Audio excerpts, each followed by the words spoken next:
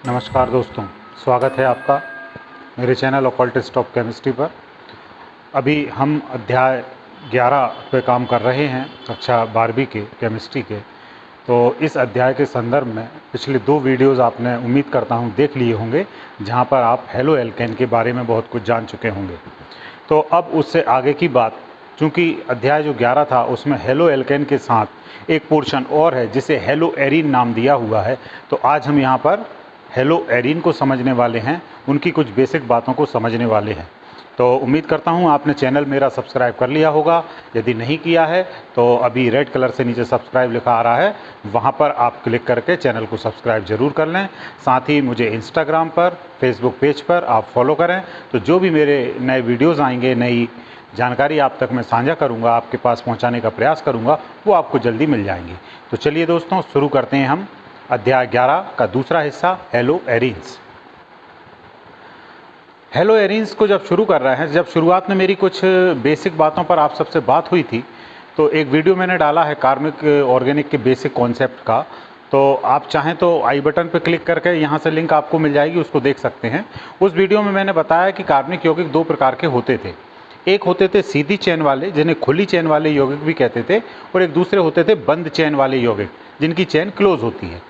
तो यहाँ पर जब इससे पहले वाले पोर्शन में जब हम हेलो एल्केन को पढ़ रहे थे, तो एल्केन खुली चेन वाले यौगिक थे, लेकिन यहाँ पर अब हमें किससे पढ़ना है? हेलो एरीन को। एरीन मतलब जिनकी चेन क्लोज है, जिनकी चेन बंद है, तो उनके बारे में हमें पढ़ना है। तो यहाँ पर मेन चीज़ होगी, हमने बेंजीन की रिंग के बारे में पिछली वीडियो में चर्चा की है। आपने देखा होगा कुछ इस प्रकार की बेंजीन की रिंग हुआ करती है। ये जो यौगिक है ये बंद चेन वाला है और इसे बेंजीन कहते हैं, ये बेंजीन। तो अब किसी बेंजीन के अंदर, ये बेंजीन है, बेंजीन की संरचना ये कहती है, सूत्र इसका होता है C6H6, 6 कार्बन 6 हाइड्रोजन, हर कोने पे 1 कार्बन 1 हाइड्रोजन इसके अंदर होता है। बीच के गोले का मतलब है कि अल्टरनेट डबल और सिंगल बॉन्ड, एक बॉन्ड डबल, उसके बाद वाला सिंगल, उसके बाद वाला डबल, तो अगला वाला सिंगल। तो ये संरचना मैंने विस्तार से बताई है, आई बटन से आपको मिल जाएगा, आप वहाँ से देख सकते हैं। तो जब इसी यौगिक के अंदर कोई हेलोजन आके लग जाए, हेलोजन मतलब सामान्यतः जो हम मान के चल रहे हैं क्लोरीन, ब्रोमीन या आयोडीन, इनमें से कोई जब इसके अंदर आके लग जाएगी, तब जो यौगिक बनेंगे वो कहलाएंगे हेलो एरीन्स, क्योंकि इसे एरीन कहते हैं। इसे क्या कहते हैं? एरीन। तो एरीन के अंदर जब लग जाएंगे तो यौगिक बन जाएगा, वो हेलो एरीन कहलाएगा। कैसे लग जाएंगे? अभी तो इसमें लगने की जगह है नहीं, तो यहाँ से मुझे H को हटाना पड़ेगा। तो मैंने मान लीजिए कि एक H को यहाँ से विस्थापित कर दिया, H यहाँ से माइनस कर दिया, तो एक संयोजकता खाली हो गई, क्योंकि हाइड्रोजन की संयोजकता 1 होती है। एक संयोजकता जब खाली हो गई, तो अब उस खाली एक संयोजकता में इन 3 में से कोई भी लग सकता है, क्योंकि इनकी संयोजकता सबकी 1 होती है। तो जब वो चीज़ यहाँ पर आके लग जाए हेलोजन, मान लीजिए कि Cl लग गया, ऐसी स्थिति में अब ये जो यौगिक है ये कहलाएगा हेलो एरीन। समझ गए होंगे बात को? आप ध्यान रखना, ये बेंजीन कहलाती है। जब बेंजीन के अंदर से मैंने एक H हटा दिया था, अभी मैंने जब Cl को जोड़ा है तो एक H को हटाया है, उस H को जब मैं हटा देता हूँ उस कंडीशन में इसका नाम फेनिल हो जाता है। ये याद रखने वाली बात है, ध्यान रखना, क्या नाम हो जाता है? फेनिल। अब यदि इस H को हटाकर एक में एल्किल मूलक को जोड़ दूं, मान लीजिए मैंने CH3 जोड़ दिया, तो CH3 जब इसमें जुड़ जाता है, अब इसका नाम टालुइन हो जाता है। CH3 के जुड़ने के बाद क्या नाम हो गया? टालुइन का। अब CH3 में से मान लीजिए मैं एक H को हटा दूं, यहाँ पर 2 बचे, तो एक संयोजकता यहाँ खाली हो जाएगी कुछ जुड़ने के लिए। ऐसी स्थिति में इसे अब हम बेंजिल कहते हैं। ये तीनों स्थितियाँ, 4 स्थितियाँ हो गई, आपको अच्छे से याद रखना है। जब C6H6 है उस स्थिति में नाम है बेंजीन। जब एक H हट जाता है उस समय नाम हो जाता है फेनिल। जब H हट के एक एल्किल मूलक या मेथिल मूलक जुड़ जाता है उस समय नाम हो जाता है टालुइन। और जब टालुइन में से एक H विस्थापित हो जाता है उस समय नाम हो जाता है बेंजिल। ये बातें बहुत अच्छे से याद रखना। तो हेलो एरीन का परिचय हो गया, समझ गए आप? किसी एरिल मूलक के अंदर जब हाइड्रोजन जुड़ जाता है, हाइड्रोजन परमाणु उसमें स्थापित हो जाता है, तब जो यौगिक बनता है वो कहलाता है हेलो एरीन। अब दूसरी चीज पर हम चलते हैं, जो नामकरण, इनका नाम हमको लिखना कैसे है।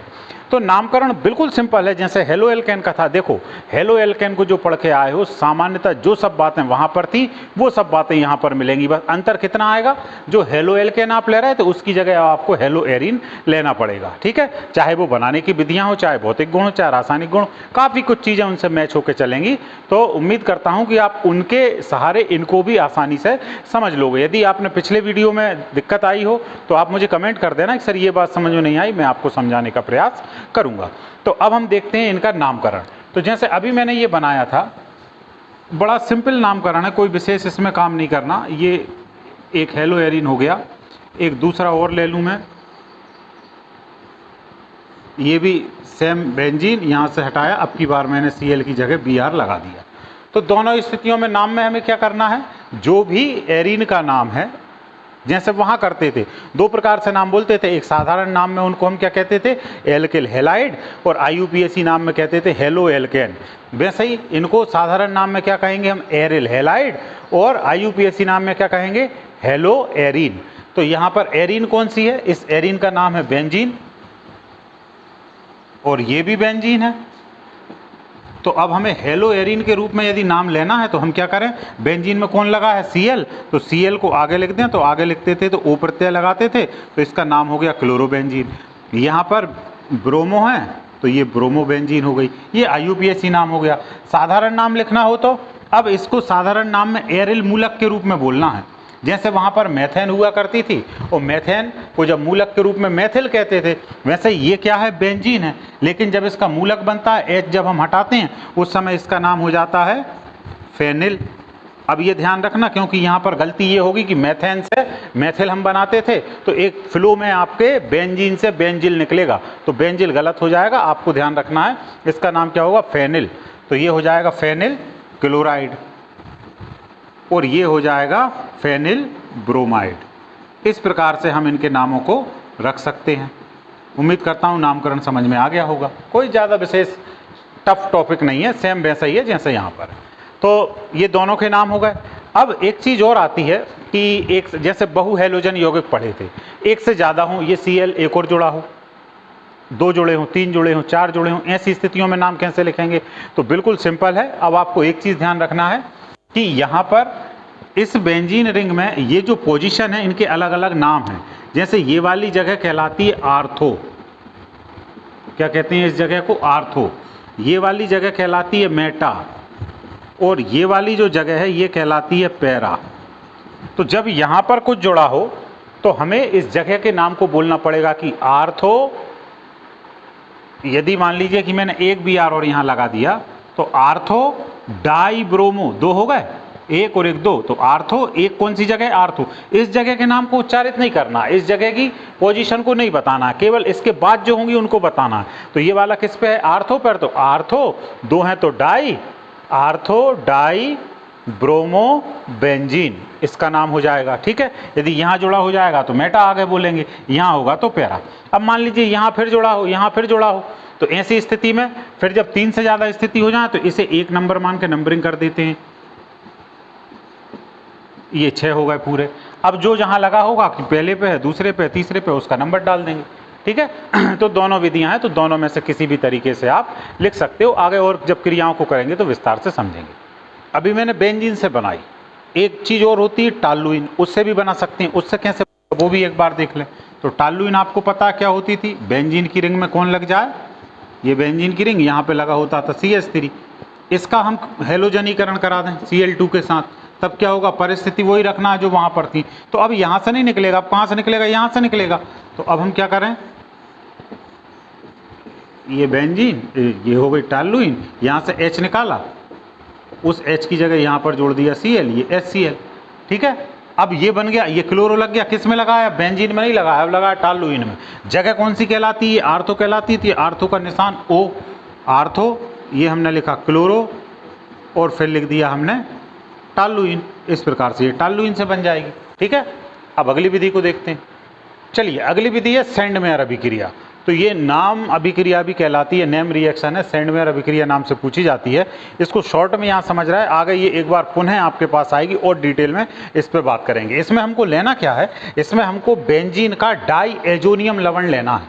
क्या लेना है, बेंजीन का डाई एजोनियम लवण। तो अब एक बात याद रखना, जहां डाई एजोनियम शब्द आ जाए उसका मतलब होता है N2। N2 जहां लग जाएगा वहां पर डाई एजो शब्द का उच्चारण होता है। Cl लवण के लिए यूज होता है, ज़्यादातर जो Cl के यौगिक हैं वो लवण कहलाते हैं। तो हमने बेंजीन के अंदर N2 लगा दिया और Cl, तो अब ये क्या बन गया, बेंजीन का डाई एजोनियम लवण। नाम क्या हो जाएगा, बेंजीन। चूंकि ये बेंजीन है तो बेंजीन बोलना ही पड़ेगा।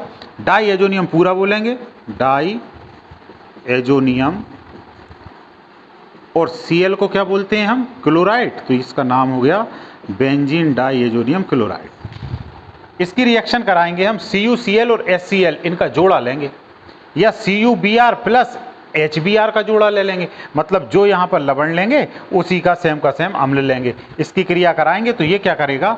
अब एक बात और याद रखना कि जहाँ मोस्टली 99% केसों में जब जब डाई एजोनियम वाला लवण कहीं पर क्रिया करेगा तो नाइट्रोजन गैस जरूर मुक्त करेगा, ये याद रखना। तो वो नाइट्रोजन हमने निकाल दी, नाइट्रोजन निकालने के बाद ये Cl यहाँ पर आकर फिक्स हो गया। बस इसने कुछ नहीं किया, यहाँ से कुछ यहाँ नहीं गया, ठीक है ना, बस यहाँ पर आकर ये फिक्सिंग हो गई। तो ये बन गई आपकी क्लोरोबेंजीन। ये अभिक्रिया सैंडमेयर अभिक्रिया के नाम से जानी जाती है। आगे एक बार आपको पुनः पढ़ना है, ठीक है। तो समझ गए होंगे, प्रैक्टिस करें, बड़े इजीली समझ में आएंगी। अब चलते हैं अगली विधि की ओर। अब बना रहे हैं हम फिनोल से। फिनोल से कैसे बनाएंगे, तो देखिए आप, फिनोल होता है जब जो चक्री वाला है उसमें हाइड्रोक्सिल क्रियात्मक समूह लग जाए।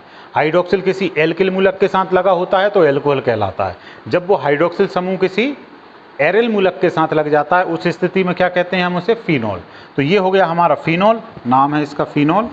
फिनोल पर हमें क्रिया कराना है किसकी, फास्फोरस पेंटाक्लोराइड की, PCl5 की। अभी हमने पिछले वाले पोर्शन में भी एक बार कराई थी, आपको याद होगी।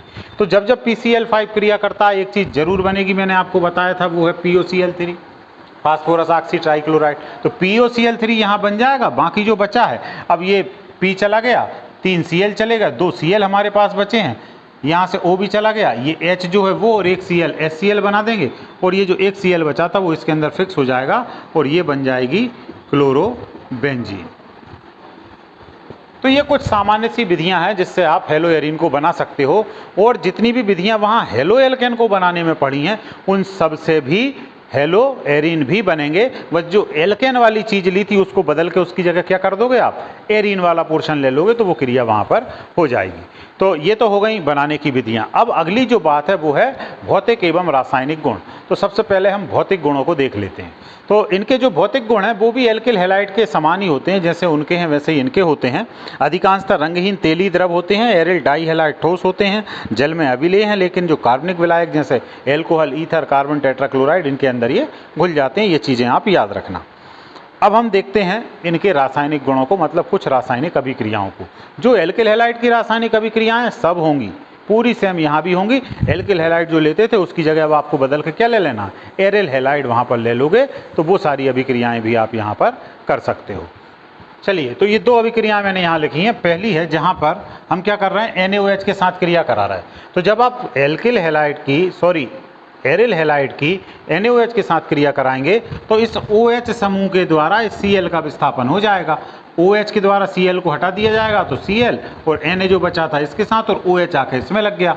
300 डिग्री सेल्सियस डिग्री पर यह क्रिया होगी, दाब यहाँ पर उच्च रखना होगा। तो अब बन गया ये क्या, फिनोल।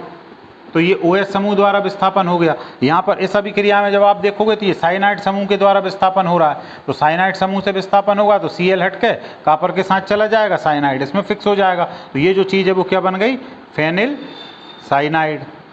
तो इस प्रकार से ये कई सारी रासायनिक अभिक्रियाएं होंगी जो आपने एल्किल हैलाइड में भी पढ़ी हैं। अब जैसे बुटर्ज अभिक्रिया आप पढ़ के आए, तो बुटर्ज अभिक्रिया यहाँ भी होगी। वहाँ पर जो आप CH3 वाला ले रहे थे उसकी जगह आप C6H5 वाला ले लेना, तो बुटर्ज अभिक्रिया भी होगी यहाँ पर, ठीक है। तो आप एग्जाम्पल में वहाँ से लिख सकते हो या यहाँ से। बुटर्ज अभिक्रिया मान लीजिए एग्जाम में आती है तो आप किसी भी संदर्भ में इस एग्जाम्पल से या एल्किल हैलाइड वाले से इनको कर सकते हो। तो इस प्रकार उम्मीद करता हूँ कि भौतिक रासायनिक गुण इसमें बहुत थोड़ा सा टॉपिक है, तो ये आप समझ गए होंगे, ठीक है। अब यहाँ पर 2-3 चीज़ें और महत्वपूर्ण आएंगी जिनमें है DDT, BHC और फ्रियान। तो इनके लिए मैं एक दूसरा वीडियो डालूंगा जिसमें केवल 3 चीज़ों पर चर्चा करूंगा। डीडीटी, बीएससी और फ्रीयान पर एग्जाम की दृष्टि से बहुत महत्वपूर्ण है। तो फिलहाल के लिए इतना ही। ये आप कर लें, एक बार बुक से रिवाइज करके पलट लें, बहुत अच्छे से समझ में आ जाएंगे। नहीं आते हैं कमेंट करें, मुझे बताएं, ताकि मैं आपको आगे उन चीज़ों को समझा सकूं। चैनल को सब्सक्राइब कर लें, इंस्टाग्राम पे फॉलो करें, फेसबुक पेज को लाइक करें और अपने सुझावों को मुझ तक पहुंचाएं ताकि और बेहतर कर सकूं। बहुत बहुत धन्यवाद।